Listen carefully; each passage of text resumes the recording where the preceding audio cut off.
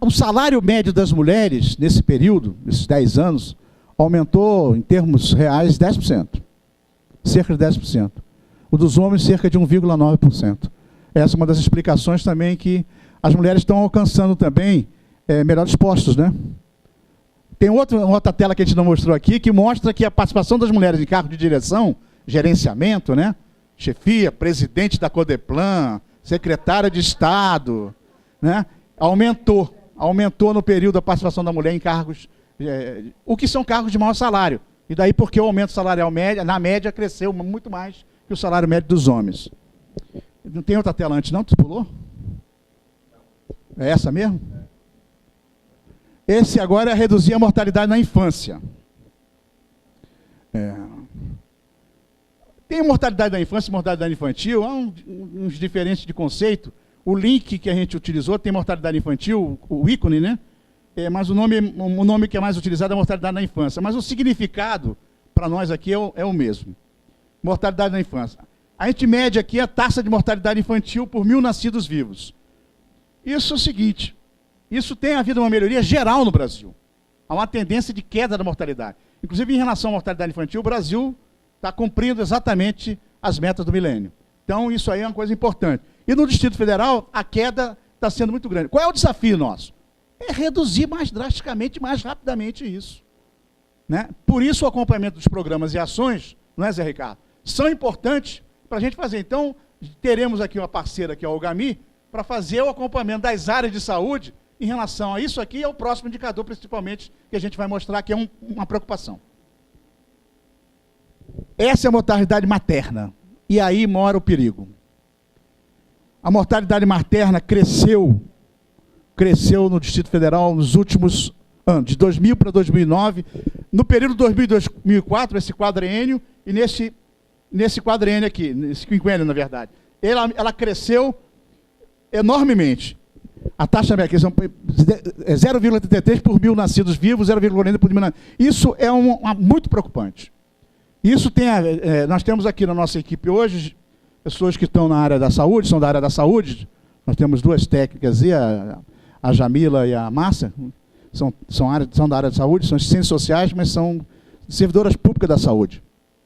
E elas falam que, de fato, está acontecendo uma preocupação no atendimento em Brasília, desde a saúde básica, sem falar nos hospitais. Quando chega nos hospitais, a mortalidade já é alta. Então, tem que ter um atendimento à saúde básica. E tem uma das questões, é a questão do aborto, apesar do aborto estar caindo, mas ele continua sendo um foco de infecção para falta de cuidado na questão do aborto, né? Público, né? E aí isso ocasiona a morte da mãe. E, ao mesmo tempo, também, a saúde básica, enquanto que no Brasil a saúde básica é bem avaliada em quase todo o Brasil, cerca de mais de 85% da população brasileira avalia bem a saúde da família em todo o Brasil, mas com exceção de quê? Do Distrito Federal.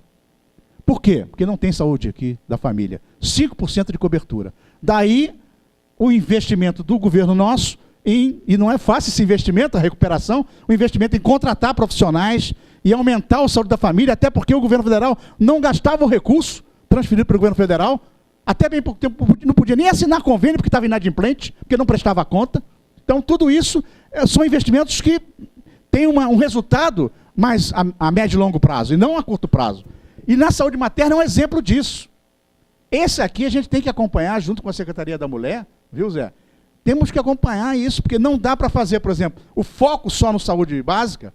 Claro, se a gente aumentar o saúde da família e da saúde básica, é o foco. Mas tem que ter na saúde básica o foco da mulher e da criança, senão isso fica dentro de um bolo. Então esse é um dos problemas que a gente vê, que a gente tem que solucionar a partir de 2012, nas ações do PPA. Vamos passar. Eu estou evitando comparar, para a gente ganhar tempo, porque está tudo explicado em termos de relação aos outros municípios. né? Na questão da pobreza, por exemplo, a gente parar por aqui, na região, na área metropolitana, cai a extrema pobreza, a pobreza com algumas exceções, mas cai também bastante, né? A mortalidade infantil também, mas tem alguns indicadores que a gente vai mostrar.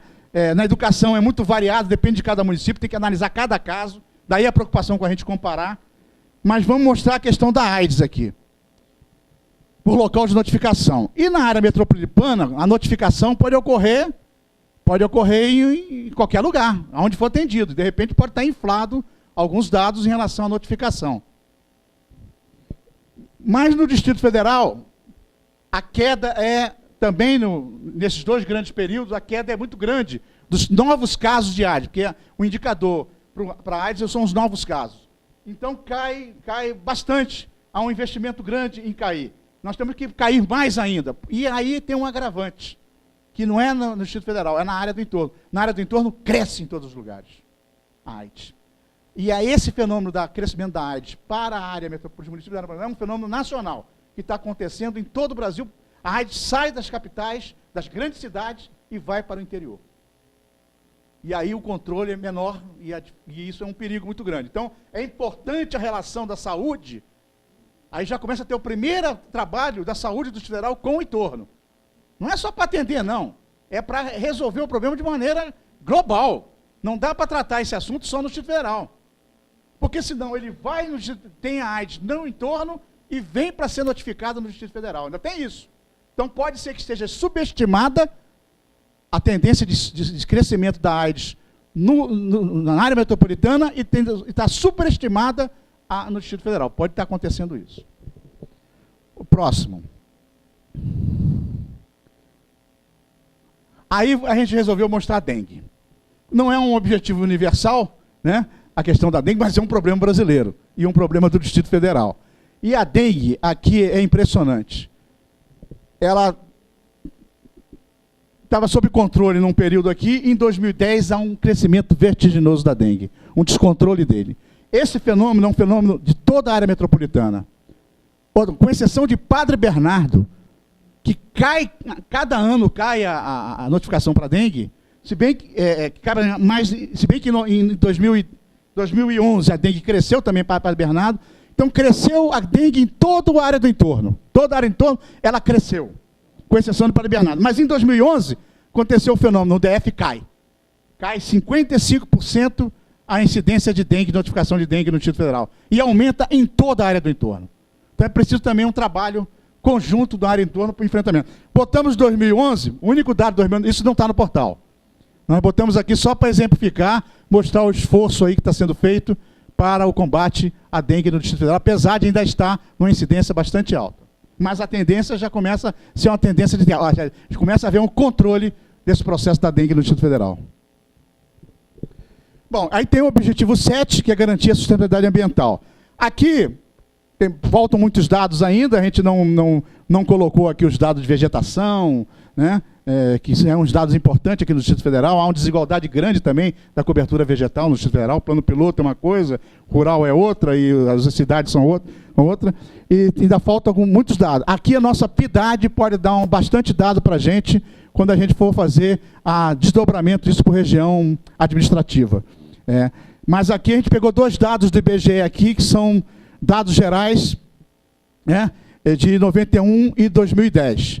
Então, a gente vê aqui que há um crescimento do acesso à água no Distrito Federal, já é uma coisa muito boa, passou de 89,2% para 95,1% do acesso à rede geral de água, e no esgoto adequado aqui tem um conceito aqui também que está misturado, porque em 91 o conceito era de rede, de esgoto, e em 2010 o conceito é de rede de esgoto e fossa séptica. E a fossa séptica nem sempre é adequada, né? Às vezes é adequada, por exemplo, na casa da nossa presidente é adequada, e na casa da nossa assessora administrativa, a Dinalva, é inadequada. Então, são 2 questões de fossa séptica aqui que mostram que é um conceito. Mas, de qualquer maneira, há uma tendência também de melhorar, porque a fossa séptica é muito pequena aqui no Distrito Federal. De 87,3% a 88%. há uma diferença muito pequena que acaba empatando essa questão aqui. Então, mostra a evolução também nessas condições. Obrigado. Né? Feliz 2012. Agora nós vamos mostrar aqui, vamos mostrar como é que funciona o portal. Entra no site, agora em tempo real. Qualquer um pode entrar no computador, que já está. Então, no site da Codeplan está aqui. Tem uma janela do Observatório DM, aqui é uma chamada para o ato de hoje, do lançamento, e a gente clicando aqui, vamos lá, Paulo, clicando aqui, entra na página principal. Aí vamos mostrar rapidamente, aqui por objetivo, entra por objetivo. Clicando, entra no, aperta aí. Aí tu entra, Distrito Federal. Aí tu detalha o objetivo do Distrito Federal, com vários dados, gráficos. Bom, volta. O último gráfico daqui. O último gráfico. Não, penúltimo, perdão. Aqui. A gente não falou na desigualdade. A desigualdade é grande. Né? Apesar da desigualdade no Brasil, num grande período, ter diminuído, mas no Distrito Federal está havendo um movimento inverso. Tem aumentado. A gente não utilizou aqui o índice de Gini, que é o índice de concentração que varia de 0 a 1. Quanto mais próximo de 1, maior a concentração. Quanto mais próximo de 0, menor a concentração, ou em nenhuma concentração. Nós utilizamos o conceito aqui, que o IPEA também utiliza, que é comparar os 20% mais pobres com os 20% mais ricos.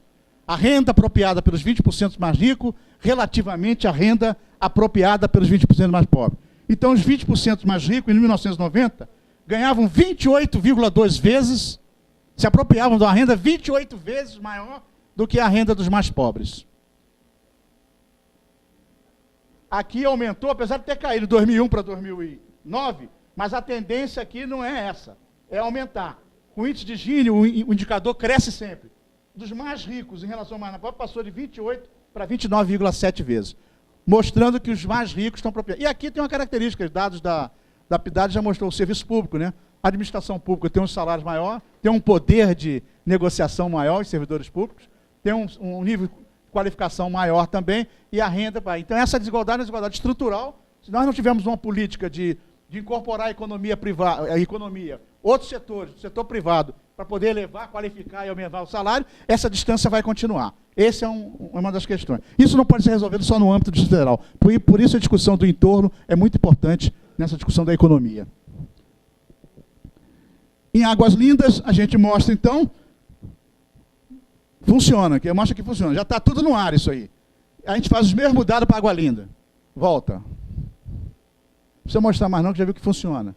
Faz agora por localidade também. Cidade Ocidental. Aí entra por localidade, aí a gente marca aqui a localidade.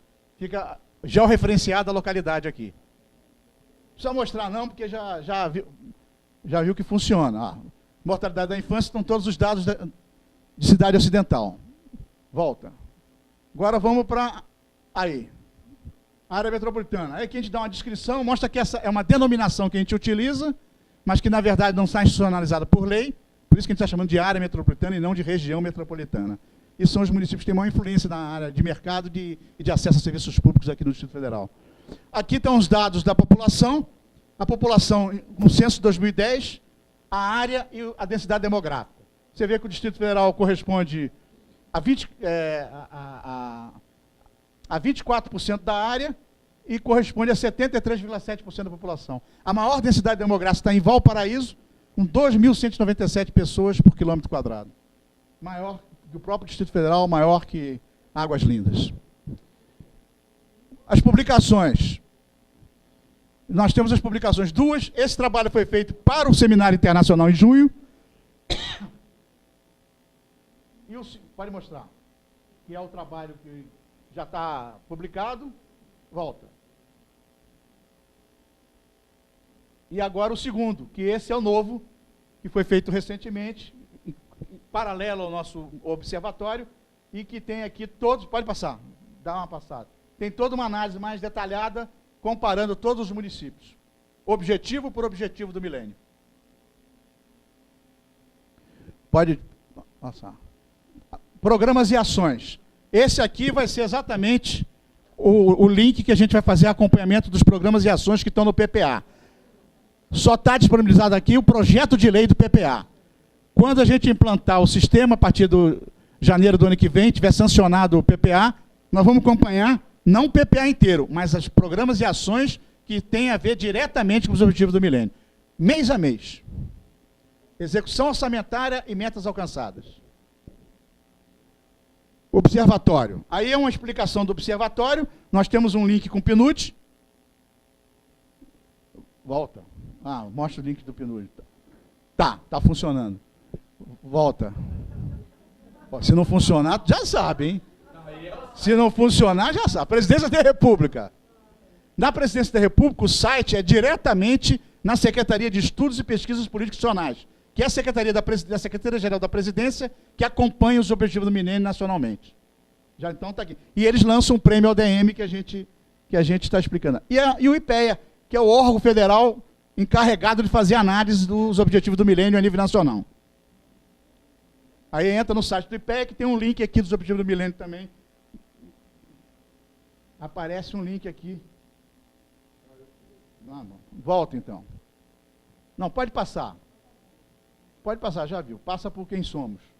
Aqui é a equipe, a presidente aqui, nossa Elise, o diretor.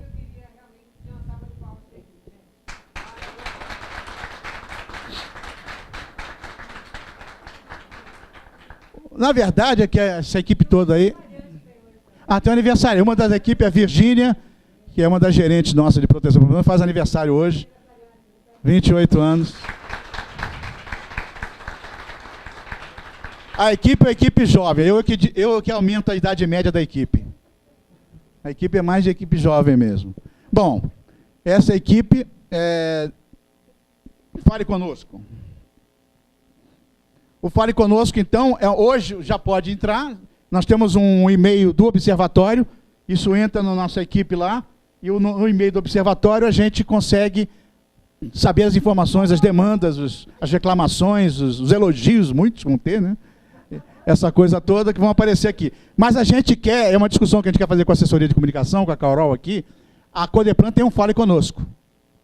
A gente achou que não deveria desenvolver primeiro a nossa página aqui, é uma discussão que a gente pode fazer.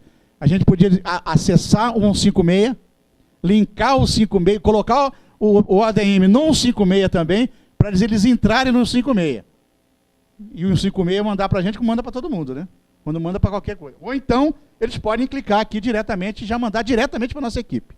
A gente tem as duas formas de acesso. A outra ainda não está desenvolvida. A gente quer discutir mais se a gente acessa a página no 156 mesmo. Volta para a principal. Bom, isso foi o que a gente conseguiu chegar. Então, está feito.